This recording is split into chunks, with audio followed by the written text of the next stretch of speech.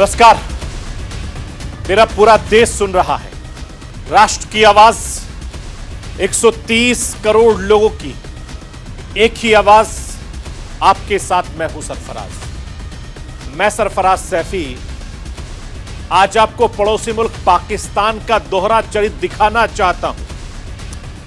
एक तरफ पाकिस्तान शांति की बात करता है तो दूसरी तरफ पाकिस्तान हिंदुस्तान से रिश्ते सुधारने का ढोंग करता है। पाकिस्तान के नेता कश्मीर पर जहर उगलने से बाज नहीं आते। मैं आपको यह बताना चाहता हूं, पाकिस्तान के प्रधानमंत्री शहबाज शरीफ का एक इंटरव्यू आजकल चर्चा का विषय बना हुआ है। यूएई के एक टीवी चैनल को दिए इंटरव्यू में पहले तो पाकिस्तान के प्रधानमंत्री शहबाज शरीफ हिंदुस्तान से संबंध सुधारने की बात करते दिखे। इस इंटरव्यू को देखकर ऐसा लग रहा था कि बदहाल पाकिस्तान को अक्ल आ गई, मगर बोलते बोलते शहबाज शरीफ के सुर बदलते, बोलते बोलते पाकिस्तानी पीएम कश्मीर पर बदजुबानी पर उतर आते हैं। प्रधानमंत्री मोदी की नीतियों के खिलाफ पाकिस्तानी पीएम का बयान कैसे उनका काम बिगाड़ रहा है, मैं आपको बताऊंगा। कैसे पाकिस्तानी पीएम का बयान यूएई को नाराज कर सकता है, यह भी आपको दिखाऊंगा और समझाने की कोशिश करूंगा। पाकिस्तान को नसीहत हिंदुस्तान की मीडिया नहीं दे रही। पाकिस्तान के राजनेताओं को नसीहत पाकिस्तान की मीडिया भी दे रही है। पाकिस्तान के जाने माने पॉलिटिकल एनालिसिस्ट पाकिस्तान के नेताओं को हिंदुस्तान का अहमियत समझा रहे हैं। हिंदुस्तान पाकिस्तान से कितना आगे निकल चुका है, दुनिया की राजनीति में हिंदुस्तान की हैसियत कितनी ज्यादा बढ़ चुकी है, पाकिस्तान की मीडिया अपने नेताओं को समझा रही है। पाकिस्तान के लोग हिंदुस्तान के प्रधानमंत्री नरेंद्र मोदी के सहारे कैसे अपने नेताओं को सुधारे जाने की सलाह दे रहे हैं, यह भी मैं आपको दिखाऊंगा। संयुक्त राष्ट्र में हिंदुस्तान को बड़ी जीत हासिल हुई है। संयुक्त राष्ट्र सुरक्षा परिषद ने अपनी आतंकी लिस्ट में पाकिस्तानी दहशतगर्द अब्दुल रहमान मक्की का नाम शामिल कर लिया है। लश्कर तैयबा के डिप्टी कमांडर अब्दुल रहमान का नाम यूएई की लिस्ट में डालने के लिए हिंदुस्तान लंबे वक्त से कोशिश कर रहा था। पाकिस्तान और चीन हर बार हिंदुस्तान की कोशिश नाकाम कर देते थे। पाकिस्तान की शह पर चीन अपने वोटों को इस्तेमाल करके दहशतगर्द को बचाता रहा। मक्की का नाम यूएई की लिस्ट में शामिल होना कैसे एक बार फिर से दुनिया की राजनीति में हिंदुस्तान की बड़ी जीत है, यह मैं आपको समझाने की कोशिश करूंगा। अपने हिंदुस्तान के कोने कोने की आवाज को दिल्ली तक पहुंचाता हूं। दिल्ली की आवाज को देश के कोने कोने तक पहुंचाता हूं। नेताओं की आवाज को मैं आम लोगों तक पहुंचाता हूं। आम लोगों की आवाज को मैं अपने देश के हुक्मरानों तक पहुंचाता हूं। आपकी आवाज से मिलती है मेरी आवाज और बन जाती है राष्ट्र की आवाज।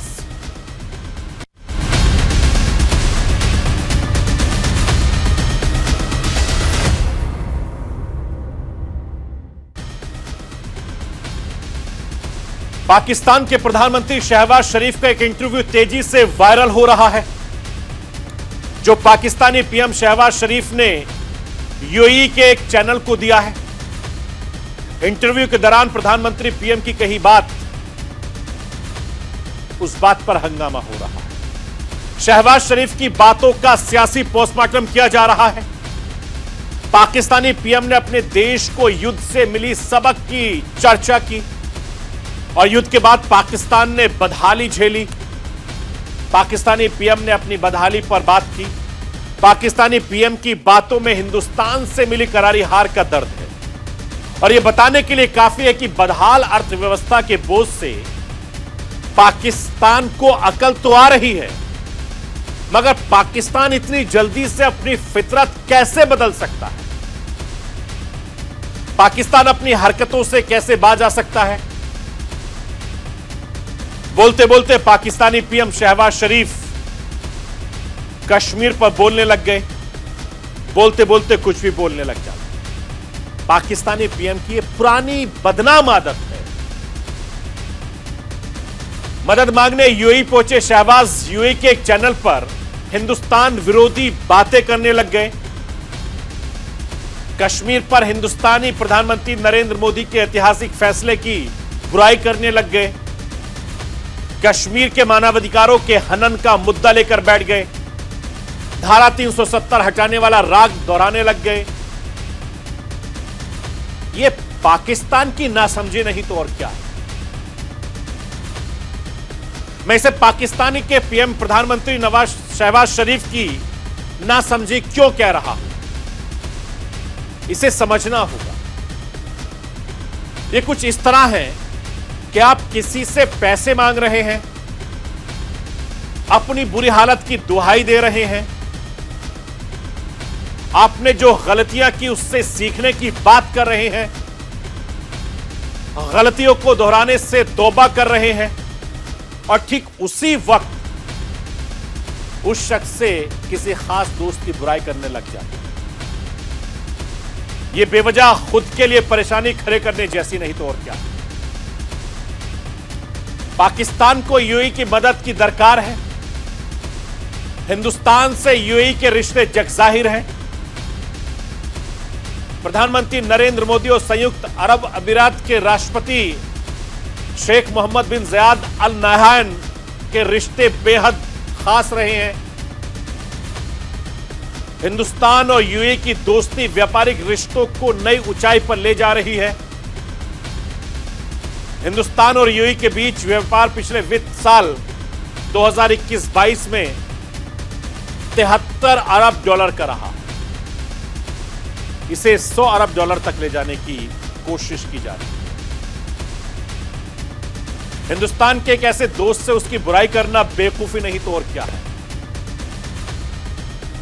मैं आपको बताना चाहता हूं, ऐसी बेवकूफी पाकिस्तान के प्रधानमंत्री शहबाज शरीफ ने तब नहीं की जब उनकी मुलाकात यूएई सरकार के बड़े नेताओं से हुई। तब पाकिस्तानी पीएम शहबाज शरीफ ने कश्मीर पर बोलने की गलती बिल्कुल नहीं। और पिछले दिनों पाकिस्तान के प्रधानमंत्री शहबाज शरीफ ने संयुक्त अरब अमीरात के राष्ट्रपति शेख मोहम्मद बिन ज़ायद के साथ मुलाकात की, उनसे मदद की गुहार लगाई, तमाम मुद्दों पर बातचीत की। लेकिन इस दौरान सबसे हैरान करने वाली बात यह रही कि पाकिस्तान ने यूएई के दिग्गजों के सामने एक बार फिर से कश्मीर का नाम नहीं लिया। और इतना ही नहीं, यूएई ने कश्मीर का जिक्र एक बार नहीं। आर्थिक तंगी से जूझ रहे देश को, यानी पाकिस्तान को मदद की बहुत जरूरत है, सख्त जरूरत है। ऐसे में कश्मीर और भारत का नाम लेने का मतलब मामले को बिगाड़ना, यूएई को नाराज करना। पाकिस्तान को पता है कि खाड़ी देशों में हिंदुस्तान का प्रभुत्व पहले से काफी ज्यादा बढ़ गया। ऐसे में अगर पाकिस्तानी कश्मीर का राग अलापता है तो उससे फटकार भी लग सकती है। और संभलकर बड़े नेताओं के साथ मीटिंग कर आए पाकिस्तानी पीएम ने अपनी बड़ी गलती नहीं की। यूएई मीडिया के सामने कश्मीर का राग छेड़कर अपना काम खराब नहीं किया तो और क्या किया। यूएई पहले भी पाकिस्तान को 2 अरब डॉलर का कर्ज देने को तैयार हो गया था। इसके साथ ही वो अब 1 अरब डॉलर का अतिरिक्त कर्ज भी देने की बात कह चुका है। आपने सुना शहबाज शरीफ को, यहां तक तो ठीक था। पाकिस्तानी प्रधानमंत्री ने युद्ध से सबक सीखने की बात कही, पड़ोसी के साथ शांति के रहने की बात कही। ऐसा लग रहा कि बदहाली की वजह से पाकिस्तान को अकड़ आ गई। लेकिन फिर शहबाज शरीफ ने कश्मीर का राग छेड़ दिया।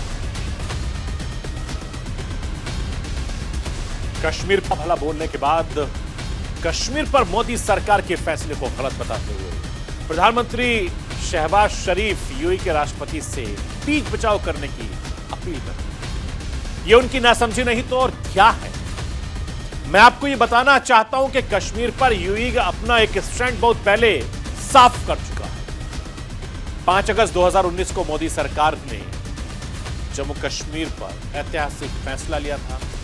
ठीक दूसरे दिन 6 अगस्त साल 2019 को संयुक्त अरब अमीरात ने जम्मू कश्मीर से अनुच्छेद 370 हटाए जाने पर भारत का समर्थन किया। हिंदुस्तान में उस वक्त यूएई के राजदूत रहे डॉक्टर अहमद अल बन्ना ने कहा था कि यूएई ने जम्मू कश्मीर राज्य से संबंधित भारतीय संविधान के अनुच्छेद 370 के कुछ वर्गों को खत्म करने की बात भारत सरकार के फैसले पर ध्यान दिया था। राज्यों का पुनर्गठन स्वतंत्र भारत के इतिहास में कोई अनोखी घटना नहीं। इसका मुख्य उद्देश्य क्षेत्रीय असमानताओं को कम करना और दक्षता में सुधार करना है।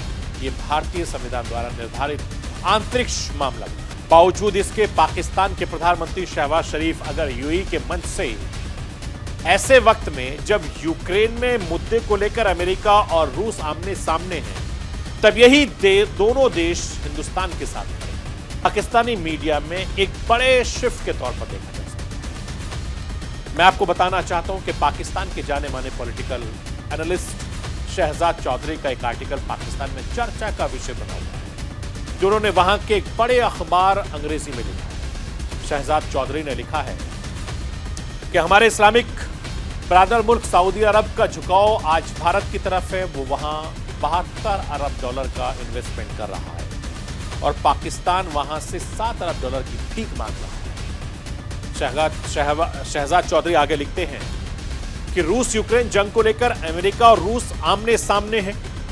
दुनिया को थर्ड वॉर का डर सता रहा है और इस तस्वीर का दूसरा पहलू पाकिस्तान के लिहाज से बेहद अहम है। यूक्रेन मसले पर अगर अमेरिका और रूस में ठनी है तो हमें भी ये देखना होगा कि यही दोनों देश भारत के साथ खड़े हैं। भारत की शानदार डिप्लोमेसी देखिए।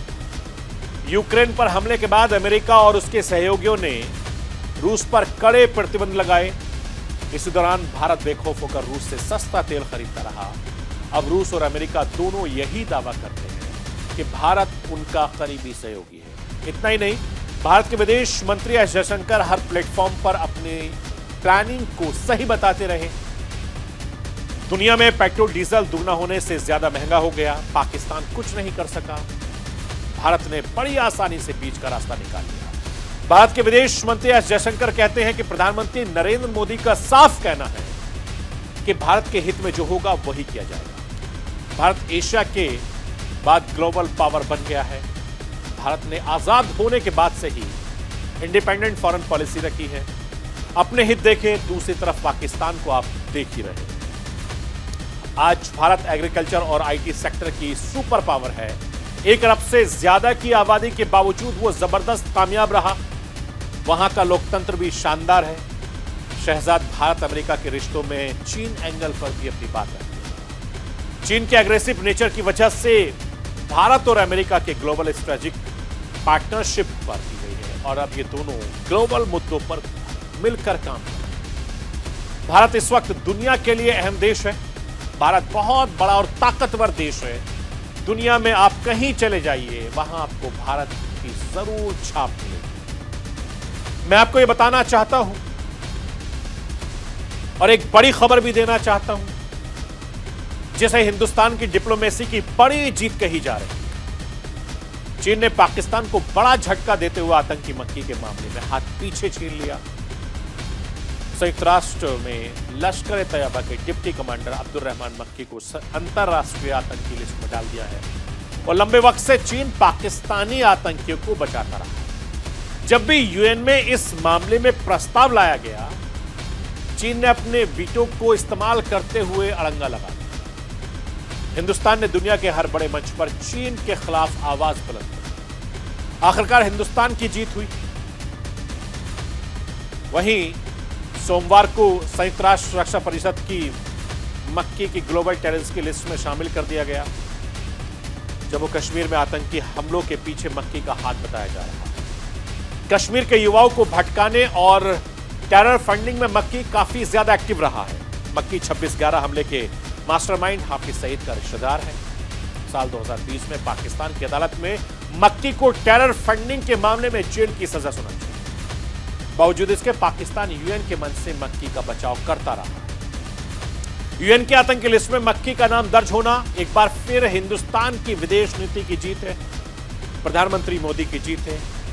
चलते चलते मैं आपको प्रधानमंत्री मोदी का वो बयान सुनवाना चाहता हूं जो इन दिनों पाकिस्तान में जबरदस्त तरीके से वायरल हो रहा है। भारत ने पाकिस्तान की धमकी से डरने की नीति को छोड़ दिया। ये ठीक किया ना मैंने? वरना आए दिन हमारे पास न्यूक्लियर बटन है, न्यूक्लियर बटन है, यही कहते थे। हमारे अखबार वाले भी लिखते थे पाकिस्तान के पास भी न्यूक्लियर है। तो हमारे पास क्या है भाई? ये दिवाली के लिए रखा है क्या? भाइयों बहनों, हमने आतंकियों के मन में डर पैदा किया। ये ठीक किया कि नहीं किया? वरना आए दिन हिंदुस्तान में धमाके करते रहते थे। कभी अजमेर में धमाका, कभी समझौता एक्सप्रेस में धमाका, कभी मुंबई में धमाका, कभी हैदराबाद में धमाका, कभी काशी में, कभी अयोध्या में, कभी जम्मू में। 5 साल से सब बंद है ना।